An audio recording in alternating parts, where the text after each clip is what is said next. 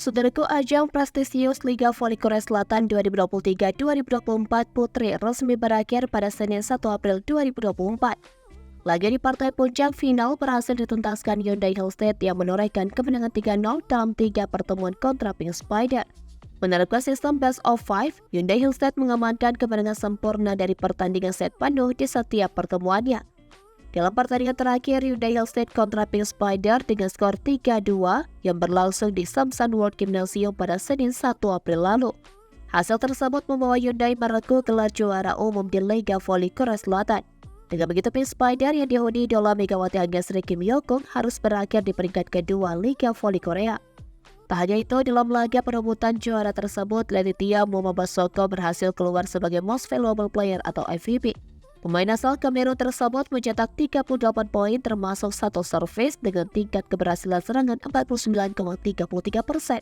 Moma dinobatkan sebagai MVP Liga Voli Korea Selatan 2023-2024 dari 25 suara jurnalis yang memberikan pilihan untuk pemain kunci Hyundai Hillstead tersebut.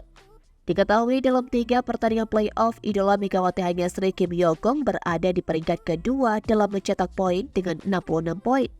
Mengikuti Giovanna Milana dari Respark dengan torehan poin tertinggi 73 angka.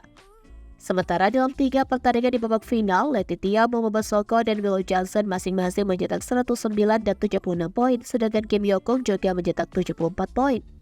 Berikut sosok lengkap Letitia Momobasoko, pemain asing dari Kamerun yang membawa Hyundai Hillstead ke puncak juara.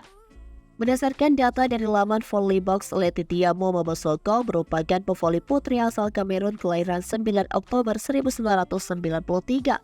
Moma telah bermain di Liga Voli Korea selama 2 musim. Pada musim 2022-2023, Moma tergabung dalam tim GS Caltex. Prestasi Moma bersinar di GS Caltex dan meraih beberapa gelar seperti Best Score, Best Spiker, dan Best Opposite pada musim 2021-2022. Selanjutnya pada Liga Voli Korea Selatan 2023-2024, Moma beralih ke Hyundai Hillstead dan sukses menjalani debutnya. Sebelum berlaga di Korea, Moma pernah bermain di Eropa, yaitu Jerman dan Prancis. Selain itu, Moma juga pernah tampil di Liga Voli Putri Vietnam bersama dengan Hoa Chan Tu Kiang Hanoi pada musim 2021-2022.